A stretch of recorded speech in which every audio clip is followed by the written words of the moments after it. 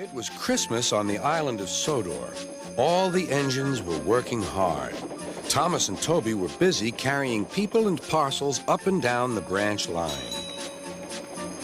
Everyone was happy. Only the coaches, Annie and Clarabelle, were complaining. "It's always the same before Christmas," they groaned. "We feel so full. We feel so full."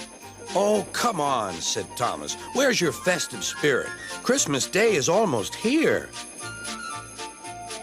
By the side of the track was a little cottage with a familiar figure waving to them. "It's Mrs. Kindly," whistled Thomas. "Beep, beep! Happy Christmas!" Thomas always felt better for seeing her. Christmas just wouldn't be Christmas without Mrs. Kindly, he said to himself.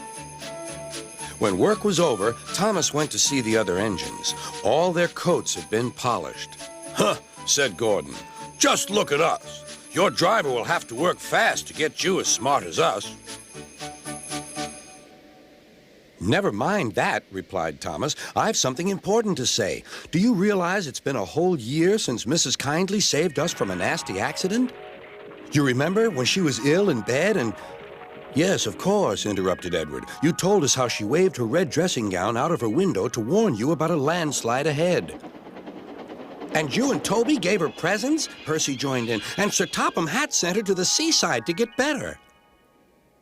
"But," said the other engines, "the rest of us never thanked her properly." "Exactly," said Thomas. "So now I think we should all give her a special Christmas party." Everyone was getting very excited, and the drivers felt sure that Sir Topham Hatt would agree, as indeed he did. The engines were all busy making plans when silence fell. Sir Topham Hatt had bad news. "The weather's changed badly. Mrs. Kindly is snowed up. Toby says he'll help to rescue her. You must help too, Thomas. There's no party unless you do." Thomas hated snow, but he said bravely, "I'll try, sir. We must rescue her. We must."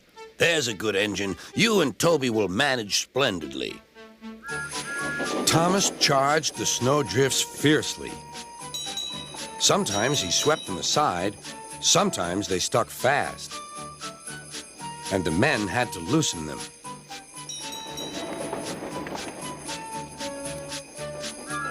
But at the cutting near the cottage, they could go no further.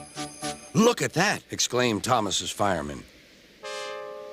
"Beep, beep! Here we are!" An answering wave came from an upstairs window.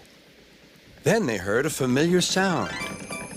"That's Terence, the tractor," said Thomas. "He's come to help too."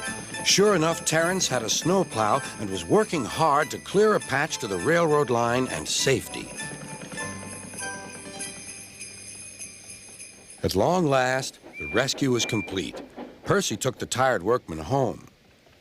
Terence said goodbye to Mrs. Kindly and promised to take care of her cottage as he watched them all set off.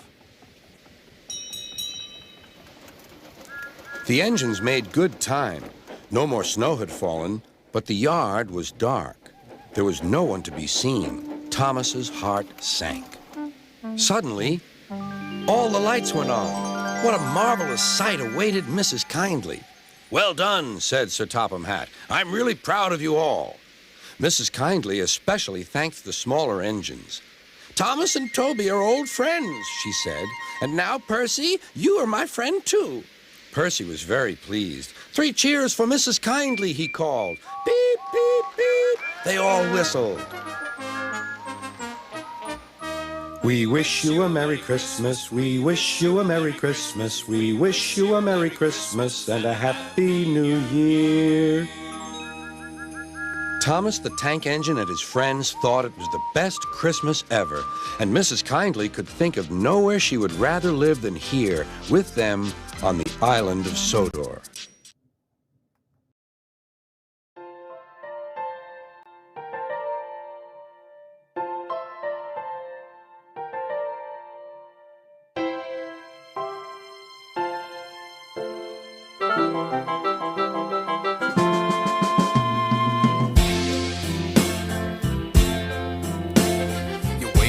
The silence, the bright afterglow. Now there's a surprise, oh, for what do you know? It's snowing look, it's snowing. Little Jack Frost has been busy last night. The island of Sodor is a blanket of white, 'cause it's snowing. Yes, it's snowing.